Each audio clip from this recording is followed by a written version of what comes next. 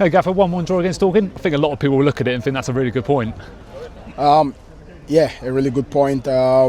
Firstly, it was the effort, the commitment, the desire in terms of how we wanted to play, high intensity, but more so quality and creativity.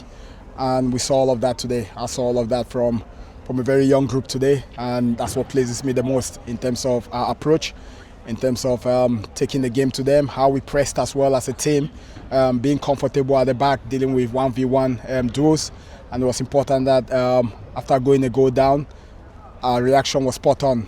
A lot of characters out there today in terms of positive body languages, but our team wanted more. And to be honest, we wanted that game to go on for about 5 or 10 more minutes so we could go on and get the win. And I thought, 1-1 draw, but was slightly disappointed that we didn't take off 3 points today. It's a different sort of challenge, like you say, because for a young group in that, against a lot of experience in that Dorking side, obviously they've got a lot of know-how, been there and done it. I thought they, like say, quit themselves perfectly, especially after going a goal down.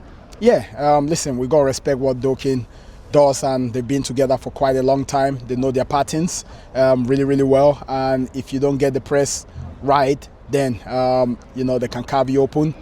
Before you know it, they go from back to front really, really fast. But I loved our concentration, I love our communication, and also our recoveries as well was there in order to make sure that we didn't let them have lots of flick-ons, and if they did took a touch, we had the midfielders to back tackle, and then we regained possession. And you could see towards the end, there was only one team that was going for it, and I know, it's important that we look at all the positives and then regroup and then go again on Saturday. I think it was a sort of a great advert though for the league, to be fair. I mean, in terms of, well, it was a cracking atmosphere obviously from both sets of supporters, to be fair.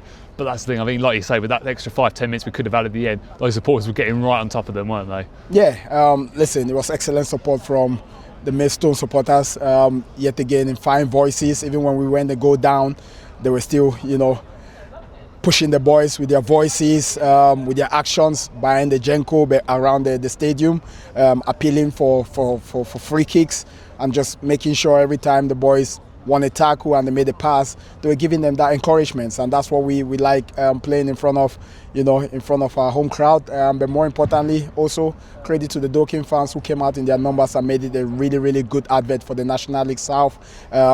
Two teams going at it, but it's important that at the end of the night we wanted 3 points, but we didn't get that. That's the disappointing side of it.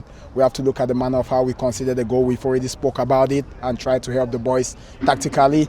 But in terms of the tactics, the plans worked out really well today. I had to tweak 1 or 2 things in terms of shuffling the pack a little bit, in terms of tactically switching players, switching positions, and switching the formation a little bit as well. And this is what pleases me the most, and the management team, because we know the players can adapt straight away. They knew what the plan was, and we have to take this point as a good point at home, yes, but we keep building and keep adding to our point tally. We played against a very, very good side today, who have been in good form as well. So that's testament to the group of players we've got here in terms of reacting, going a goal down and showing a lot of character and belief, and then got a fantastic goal in my opinion.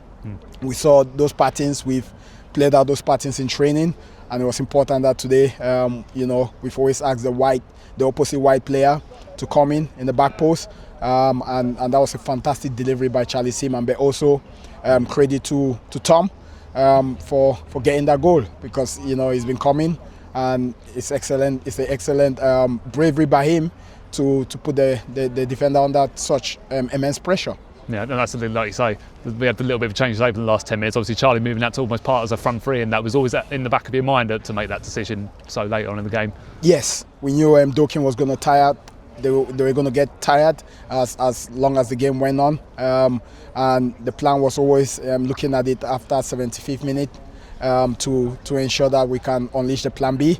And all the players understood it and just reshuffled the pack a little bit to give them something different to think about. And then we know how positive our white players can be in the final third, and we want them to be faced 1v1, which they did, and that created a goal. And it's about the delivery as well at the end of the day. If the delivery is right and then you've got the runs across the box, then you can get a goal or get an opportunity. But it didn't just stop there. We kept going, and we kept pushing Dorking all the way back. And it's important that we look at that as more positive. There was lots of final third entries, and we need to take this into Saturday's game. Well, thanks for your time, Gaffer. We'll catch you again during the week. Thank you.